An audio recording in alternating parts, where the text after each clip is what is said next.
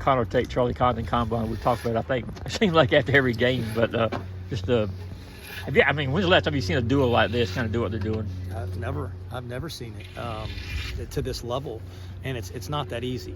Anyone that's played this game knows how hard it is, and just guys hit baseballs hard and they get caught, and they're hitting them so hard. They're hitting them over the fence, they're hitting them in the gaps. Everything seems to be barreled up. They're really, really tough outs, and when you put them back to back like that, you pitch around Connor. Now you got to face Charlie, and then now having Corey Collins healthy is huge. Parks Harbor got a couple big hits today. Cole Wagner swinging the bat better. So now all of a sudden you got 2 through 6, and a lot of really tough outs that are all dangerous. And I know you never want to fall behind 4-0, but when your team is swinging like that, does it feel a little better in the dugout about games like that, or? Well, certainly on days like today, wind's blowing out, and in our offense, you put those two things together, you feel pretty good that you're going to score some runs. But their pitching was lined up for this. They, 2 weekend starters went back to back, and then Malstott, the last guy that pitched for them, is a really good closer. That guy's very, very good. So they had the pitching lined up, and I thought our offense just did a really good job.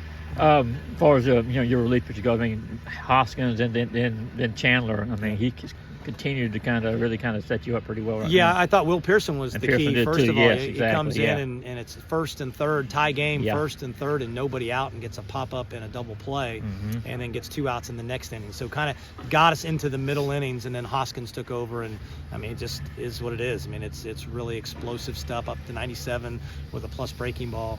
And then Chandler Marsh, his last 4 outings now has been like that. So very encouraging to see, those are 2 power arms coming out of the bullpen. And, Dalton Radins finished it out for us. I know he would have liked to have been a little cleaner there, but when you're pitching against your former team, there's a lot of emotion involved in that. That's a tough task to take care of, and he got it done.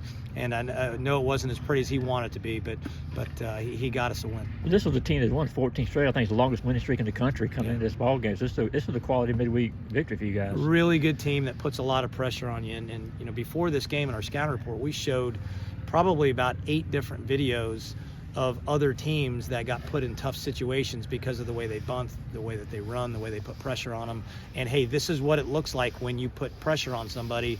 And then I told our guys in the huddle that we're going to be on someone's reel next week because we got some pressure put on us that we didn't perform very well. So we got to learn from it and get better.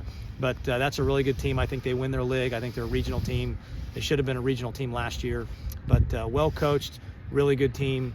And I know they'll have a successful year. I thought Colton had a little bit of bad luck tonight, maybe some soft balls. Hit one hit right in the hole for the drive and a run. But. Well, for sure, when I took him out of, we had 3 outs that should have been made in that inning, and we didn't make any of them. The inning started with a pop-up that we don't catch, and then a bunt that we don't field and don't make a play on. So, he had a little bit of bad luck. I didn't think he had his best stuff, but he certainly didn't have the kind of luck that he needed to have to be successful. But bottom line, he's really talented, and we're going to need him to have a good year.